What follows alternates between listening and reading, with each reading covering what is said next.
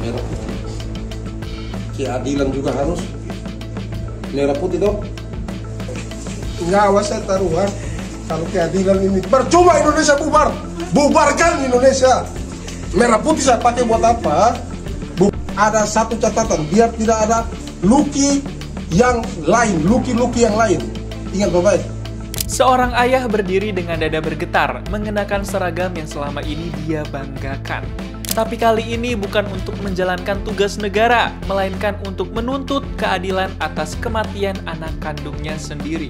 Tangannya menunjuk lambang merah putih di lengannya, matanya memerah, suaranya meninggi. Dia bukan orang biasa, dia adalah seorang TNI aktif.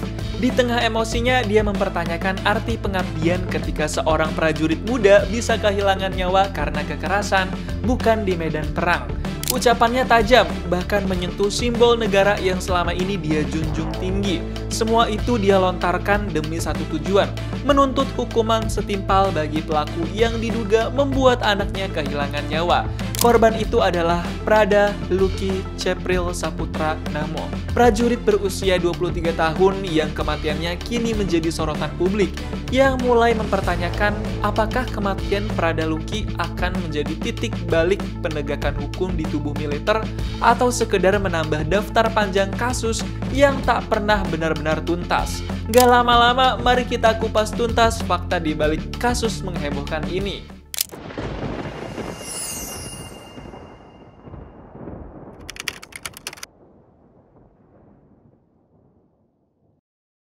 Selamat datang di channel Istana Media, platform berita yang selalu mengupas tuntas berita viral. Di video kali ini kita akan membahas sebuah insiden yang sedang ramai diperbincangkan. Seorang prajurit muda yang kehilangan nyawa dan suara lantang seorang ayah yang menuntut kejelasan atas peristiwa itu. Prada Lucky diduga meregang nyawa akibat sebuah insiden yang melibatkan seniornya di Barak Nagekeo, Nusa Tenggara Timur. Pihak keluarga menyebut ada tanda-tanda yang mencurigakan pada tubuh korban. Sang ayah menuntut agar anaknya mendapatkan keadilan. Lantas bagaimana selanjutnya? Apakah kebenaran akan terungkap sepenuhnya? Nggak lama-lama, mari kita breakdown sekarang. Kasus kematian Prada Lucky Cepril Saputra Namo atau yang akrab disapa Lucky Namo menjadi sorotan publik dan memicu gelombang pertanyaan besar di masyarakat.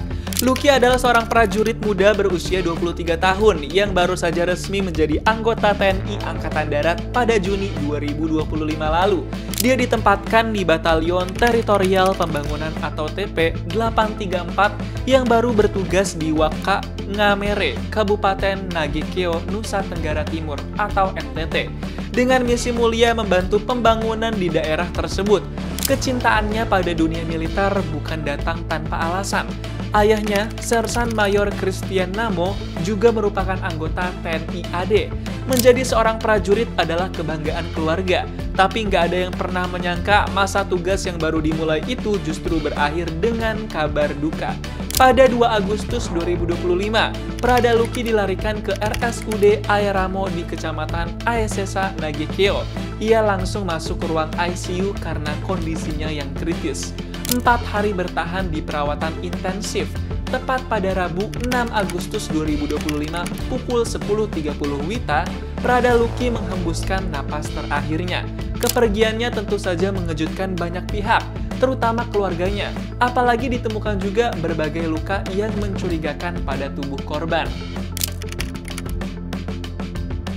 Suasana duka mendalam menyelimuti keluarga Prada Lucky Cepril Saputra Namo. Sang ibu, Sepriana Paulina Mirpei, mengungkapkan kalau sebelum koma, putranya sempat bercerita bahwa dirinya dipukul dan dicambuk oleh sejumlah prajurit di Barak TNI. Pengakuan itu diucapkan Lucky saat melarikan diri ke rumah ibu angkatnya di Nagekeo dalam kondisi tubuh penuh luka. Setibanya di rumah ibu angkat, tubuh Lucky langsung dirawat seadanya, dikompres dengan kunyit panas. Paulina menceritakan bahwa sejak pindah ke Barak TNI di Nagekeo, Lucky rutin mengabari keluarganya dan bercerita soal keseharian di kesatuan. Karena itu, ia kaget dan gelisah saat tak menerima kabar selama 2 hari. Kecurigaan pun membuat sang ibu nekat berangkat ke Nagekeo. Sesampainya di sana, dia baru tahu kalau anaknya dalam keadaan koma dan sudah masuk rumah sakit sejak 2 Agustus 2025. Paulina berharap para pelaku segera ditangkap dan dihukum sesuai hukum yang berlaku. Di samping itu, sang ayah Sersan Mayor Christian Namo yang juga anggota TNI AD tak kuasa membendung amarah. Baginya, kematian Lucky ini disebabkan akibat kekerasan di Barak Teritorial Pembangunan 834 Wakangamere.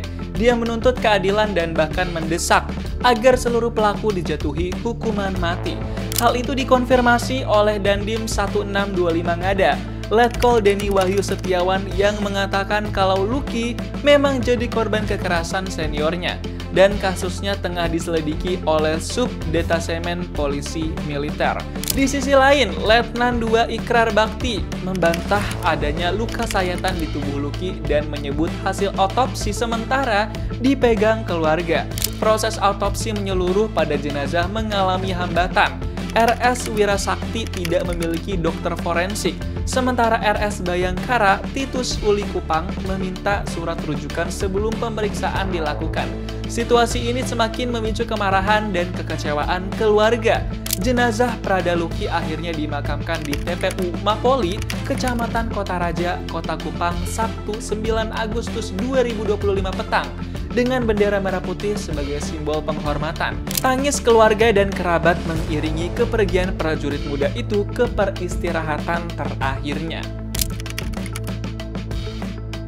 Pihak Komando Daerah Militer 9 atau Udayana memastikan sudah melakukan langkah cepat untuk mengusut kasus ini. Hingga 8 Agustus 2025, sebanyak 20 prajurit yang berada di satu kesatuan dengan Prada Lucky sudah dimintai keterangan. Dari jumlah itu, 4 orang diamankan untuk pemeriksaan lebih lanjut. Wakapendam 9 Udayana Letkol Infanteri Amir Syarifuddin menegaskan kalau status 4 orang tersebut masih dalam proses investigasi dan mengedepankan asas praduga tak bersalah. TNI juga berjanji menangani kasus ini secara transparan dan profesional. Komandan Kompi Ceyonif TP 834 WM Letu Infanteri Rahmat juga mengungkap kalau berdasarkan hasil olah TKP, ada dugaan keterlibatan 4 prajurit berpangkat Pratu. Saat ini mereka diperiksa di Subdenpom Kupang, NTT.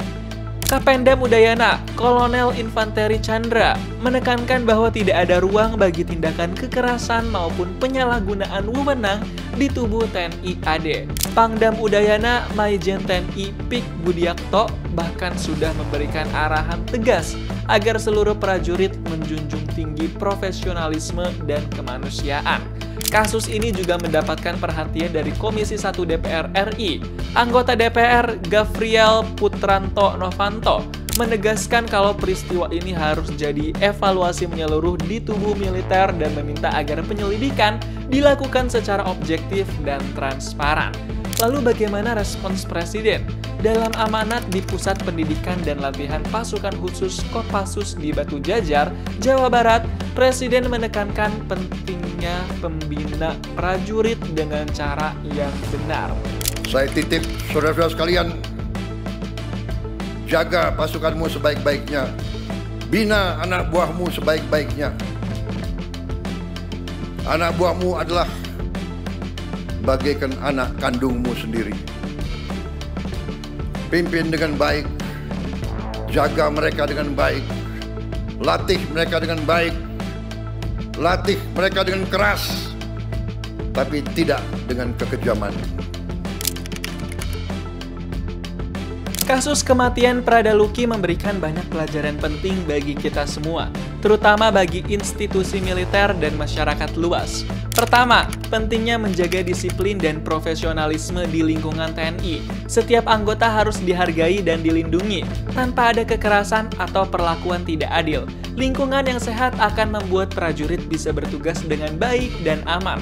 Kedua, transparansi dan keadilan dalam proses hukum sangat diperlukan. Ketika terjadi masalah, semua pihak harus berani membuka fakta dan memprosesnya secara adil. Ini penting agar kepercayaan masyarakat kepada institusi militer tetap terjaga. Ketiga, perlunya pengawasan yang ketat dari pimpinan dan sistem yang mendukung pelaporan bila ada tindakan yang merugikan anggota. Jangan sampai ada rasa takut untuk melaporkan kejadian yang tidak benar. Terakhir, kasus ini mengingatkan kita semua bahwa setiap nyawa itu berharga. Tidak ada yang boleh dirugikan, apalagi sampai kehilangan nyawa karena hal yang seharusnya bisa dicegah. Semua harus bersatu untuk mencegah tragedi serupa agar tidak terulang lagi di masa depan. Kisah kematian Prada Lucky bukan hanya soal kehilangan satu nyawa, tapi juga panggilan bagi kita semua untuk lebih memperhatikan nilai kemanusiaan, keadilan, dan profesionalisme dalam setiap institusi, terutama militer.